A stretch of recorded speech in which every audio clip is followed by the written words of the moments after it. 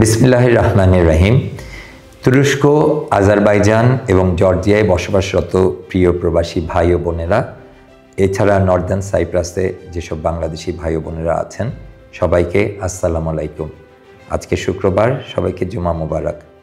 আপনারা নিশ্চয়ই ইতোমধ্যে জেনেছেন যে বাংলাদেশের আগামী ত্রয়োদশ জাতীয় নির্বাচনে আমরা যারা প্রবাসী আছি তারা ভোট দিতে পারবো। এজন্য বাংলাদেশ সরকার সব রকম ব্যবস্থা করেছেন। আমরা সংশ্লিষ্ট সকলের প্রতি জানাই আমাদের ধন্যবাদ ও কৃতজ্ঞতা। আমাদের এই ভোটার রেজিস্ট্রেশন কার্যক্রম ইতোমধ্যে শুরু হয়ে গিয়েছে, যা 17 ডিসেম্বর পর্যন্ত চলবে। আমিও এবার প্রবাস থেকে ভোট দেওয়ার ইচ্ছে রাখি এবং সেই উদ্দেশ্যে আমি আজকে আমার ভোটার রেজিস্ট্রেশন সম্পন্ন করব এবং এই বিষয়টি আপনাদের সাথে সরাসরি ভাগ করে নেব, যাতে করে আপনাদের মধ্যেও উৎসাহের সৃষ্টি হয়।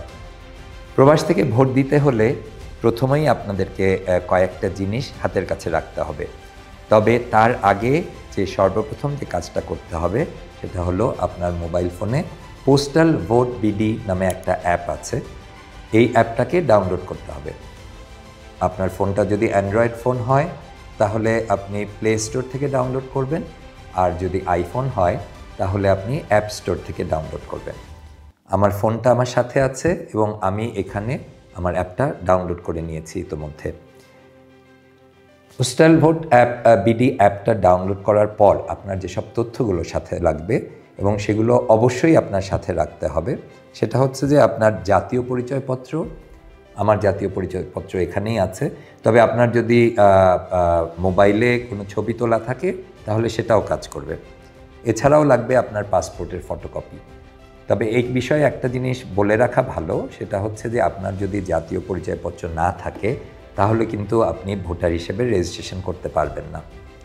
তো প্রথমে আমাদের জাতীয় পরিচয়পত্র, তারপরে পাসপোর্ট এবং তারপরে আপনার মোবাইল ফোন নাম্বারটা। এটা যদি আপনার মুখস্থ থাকে ভালো কথা, তা না হলে আমার মনে হয় ভালো হবে আপনি যদি একটি কাগজে লিখে রাখেন। এবং সব শেষে আপনার যেটা লাগবে সে হচ্ছে যে যেই ঠিকানায় আপনি আপনার পোস্টাল ব্যালটটা পেতে চান সেই ঠিকানাটা শুদ্ধ করে এই অ্যাপে দিয়ে দিতে হবে। তো এইগুলো হলো আপনার প্রস্তুতি এবং ধাপগুলো, যাতে করে আপনি ভোটার হিসেবে রেজিস্ট্রেশন করতে পারবেন প্রবাস থেকে, এবং প্রবাস থেকে ভোট দিয়ে আপনার নাগরিক অধিকারকে সমুন্নত করতে পারবেন। তো আমি এখন এই কাজগুলো করব। আপনাদের সবাইকে ধন্যবাদ জানিয়ে এবং আশা করব এর সাথে সাথে আপনারাও আপনাদের ভোটার রেজিস্ট্রেশন সম্পন্ন করে ফেলবেন। ধন্যবাদ সবাইকে। আল্লাহ হাফেজ।